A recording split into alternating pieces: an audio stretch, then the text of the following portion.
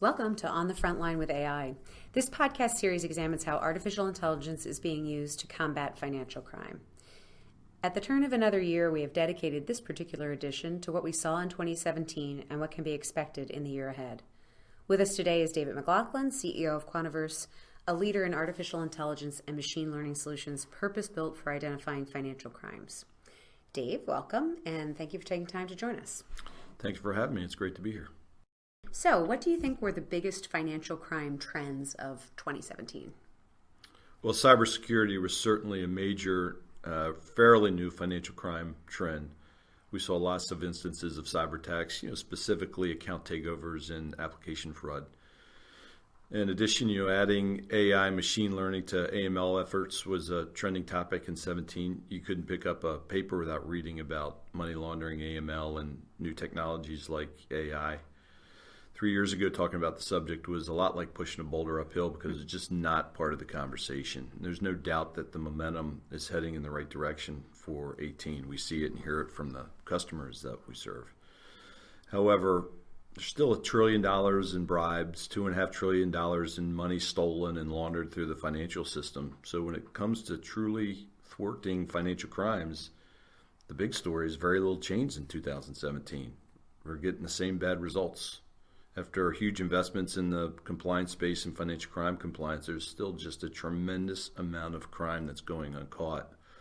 And when it comes to money laundering and financial crimes, the big story out of 2017 is why things aren't improving. So if the current efforts are not being successful at stemming financial crime, what is the industry doing and where are the regulators? Well, on the industry front in 2017, there was a pretty dramatic increased focus on the inefficiency of the fraud detection processes and the crime detection processes. At banks, they're asking what data is going into the transaction monitoring system and really what's the quality of that data going in.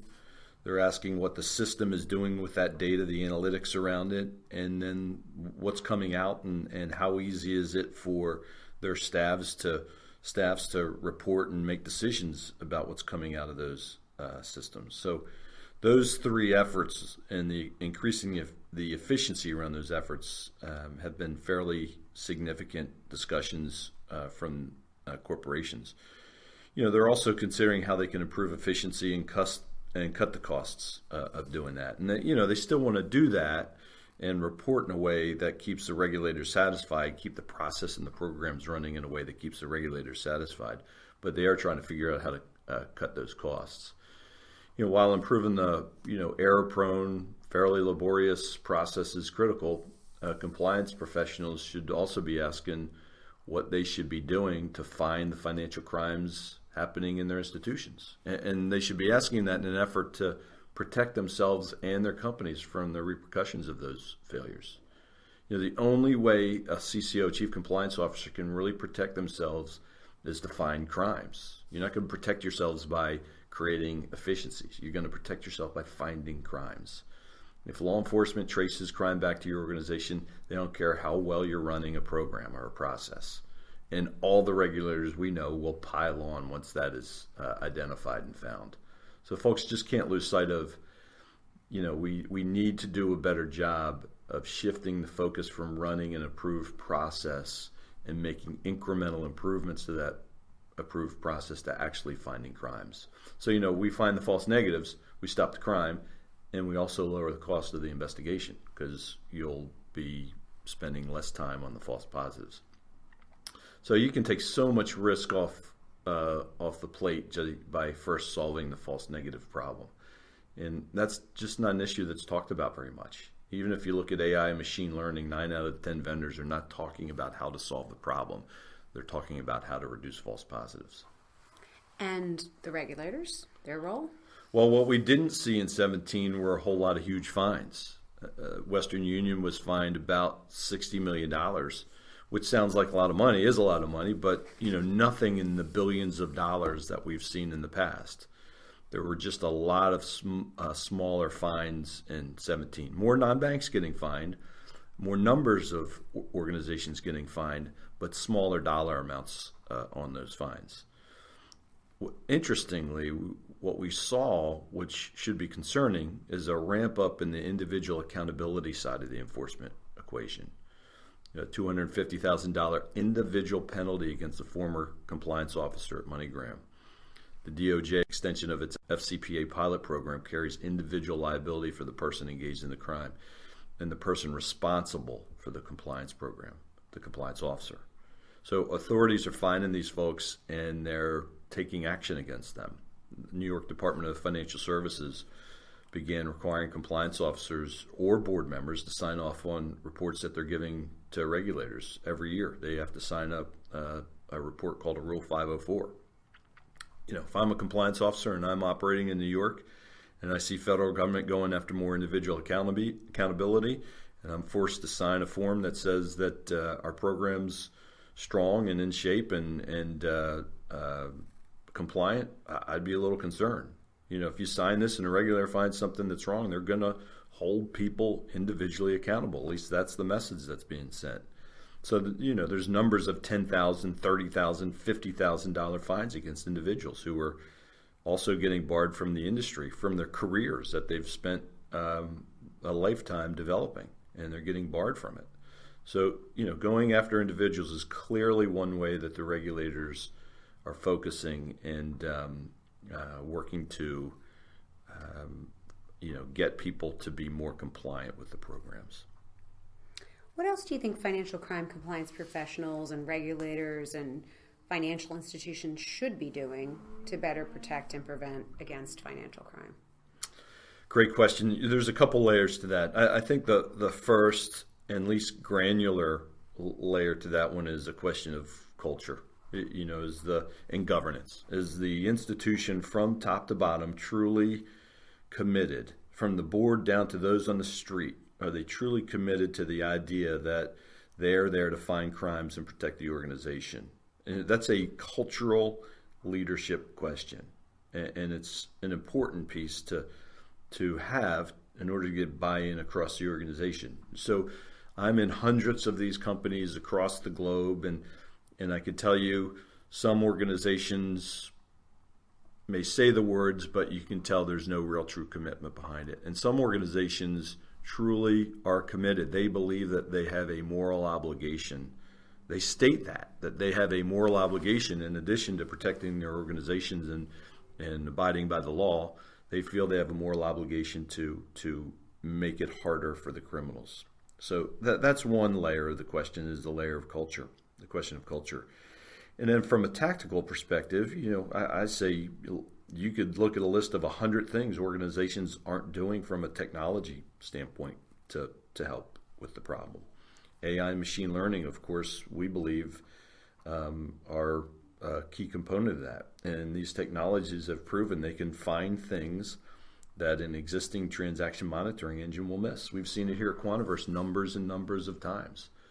Just one real easy example is artificial intelligence can identify NACIS codes. That's the North American classification system for industries. But AI can identify NACIS codes to better understand the types of companies that do business together. And when the technology identifies those companies of businesses that do business together, it will recognize when two types of companies are doing business together that it has never seen before. And if it's never seen it before, it can then use some AI agents to understand the particular parties to those transactions and whether there's risks around those people and those organizations. That's a technology that a rules-based engine will never be able to do. And that's a way to identify suspicious activities that an organization should know about. They should have a feel for the types of companies that are doing business together, and which companies doing business together probably shouldn't be. It's a big indicator of an economic justification for people doing business together. So given that, what is an example of things that you've been able to find using these technologies? I think my favorite example of this is the AI system raising concern because of missing transactions or no transactions. And let me restate that just for a second. Not missing in or no transactions is in the organization didn't find them to feed them to the transaction. In fact, they weren't there. They were non-existent. So, a legacy transaction engine today is solely relying on existing transactions that can identify, that it can see and evaluate. But AI is able to look at the flip side of that coin, and it can identify risk that's indicated by non-existent information. So in one case in particular, fishing vessels operating in Southeast Asia, we saw that there was no payroll, or the payroll amount wasn't commensurate with the size of the fishing fleet. So there was some payroll for the captain and some of the other folks, but there was clearly, upon evaluation, not enough payroll for all the people working on those boats. And so what does lack of payroll indicate to you? Well, it's a potential human trafficking issue. It's a potential human slavery issue that this business was conducting. They had to use a bank to fund. Now, they had to use a bank to fund maintenance, and they had to use a bank to fund fuel, to provide the payments for fuel and bait, and all those things that go into a fishing vessel needed to flow through a bank. And so you could say, okay, well, that just means that they're paying the fishermen in cash. They're going into port, they're selling their fish, and they're giving the fishermen cash. But they still have to flow that money through an organization, and there was zero evidence of payroll being used. So what that highlighted for an AI engine was something's wrong. It doesn't make sense. I haven't seen it before. The numbers don't add up. Let's look into this thing a little bit closer and understand who the parties of the transactions were, and so on and so forth. So the lack of information is also something that's can be very indicative of a financial crime. And you talk to a human investigator, someone that for a living investigates crimes, they will often tell you that the way they solve a crime is by what's not there. And now the technologies can do that. That's fascinating. So what are the big issues that we get to tackle or need to be tackled in 2018? Well, relative to this, it's about how you operationalize it. How do organizations operationalize it? These technologies are going to be adopted more and more and more. Legislators are getting on board. The trade organizations are getting on board. And the Senate Committee on Banking, Greg Baer, the president of the Clearinghouse, said that, direct quote, one of the pressing needs in enhancing the U.S. regime is to enable FIs to innovate their AML programs with artificial intelligence and machine learning. So, organizations regulatory organizations are starting to recognize, and legislators are starting to recognize that the existing capabilities are not up to speed. The challenge is going to be, how do you operationalize this? There's all sorts of hard things that have to be worked through for this to be operationalized. It's artificial intelligence and machine learning. Some people view that as a black box. We don't view it as a black box. We can fully audit all the decisions that the machine makes. We can fully audit all the information and data that it's looking at. We can audit every step of the process to be able to show why it's not a black box, and specifically what went into the recommendations. But people view it as a black box. They view it as it's not a hard, fast rule that I've approved, then it's not right. So, and there's a reason for that. I'm not attacking that.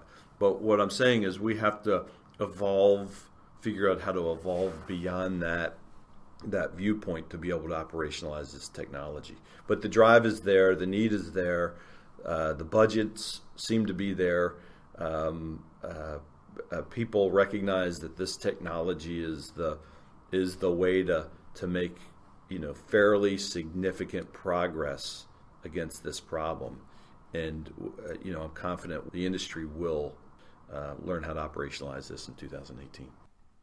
So given that, do you have some tips based on your experience with working with financial institutions to make these things happen, that will help banks maximize their resources and better keep their teams, strong in a time of tight budgets and be able to accomplish these kind of evolutions? That's another great question. We have seen compliance budgets go down. There is a huge ramp up in compliance budgets and throwing people at the problem beginning 5, 6, 7 years ago.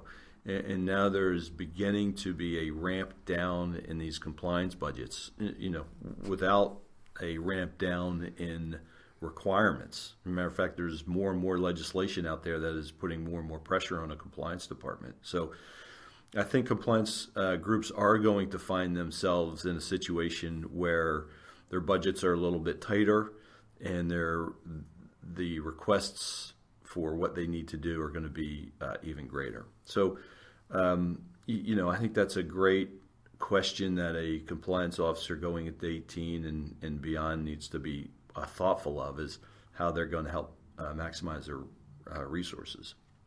So to answer it, if I put myself in that space, one of the things that I remind them of and remind myself of is people need to recognize that are running audit teams or financial crime compliance teams that, in one way, they're a double hit to the bottom line.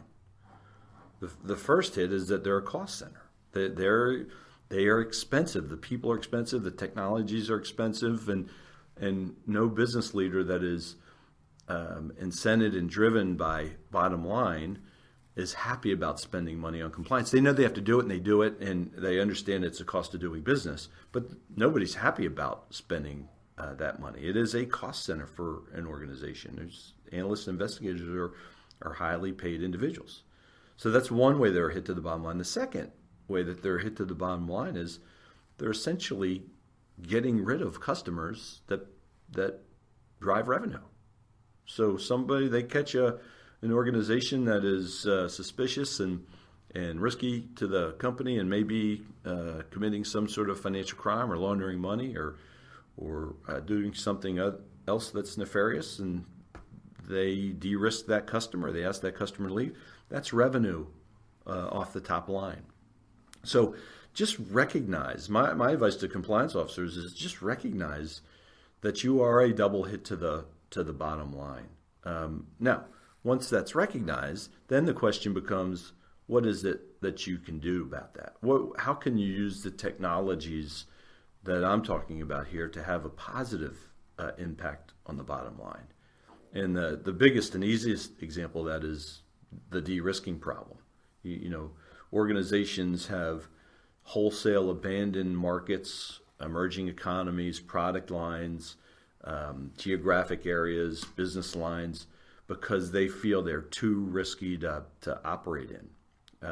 And the cost of the compliance and the cost of the risk of operating in those areas is not justified by the potential revenue that they might get from that area. So, my scenario, what I'm talking about is driving a compliance team down to a segment of one, where you have identified at a individual segment the risk of a customer.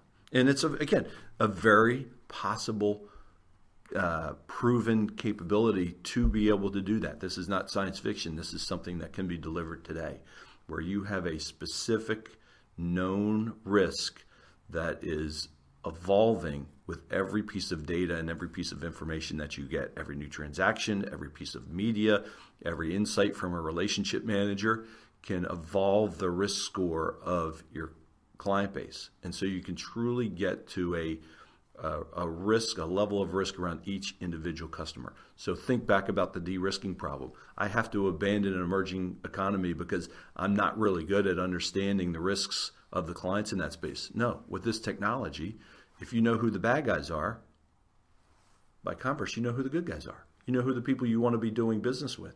So if I'm a CCO and I'm under budget pressures, what I'm doing, my strategy would be easy. I would fix my false negative problem. I would prove to my organization and prove to the regulators that I can find virtually all the crime that is happening in my organization. That's the first thing. Because once I do that, then I can say to my company, now I can take us back to that geography we abandoned. Now I can take us back into that product line that we had to abandon. Now we can go back into that segment of business that we had to abandon. And I can ensure, because I'm so good at finding the false negatives, I can ensure that we will be able to run a clean business that's not going to be fined and we're not going to be punished for. Now all of a sudden, I'm a net contributor to the bottom line of the bank. That's the approach that I would take, and that's just one example. But I would recognize the problem, double hit to the bottom line.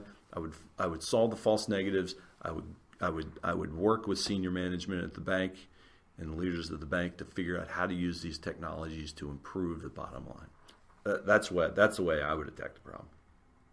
Good advice.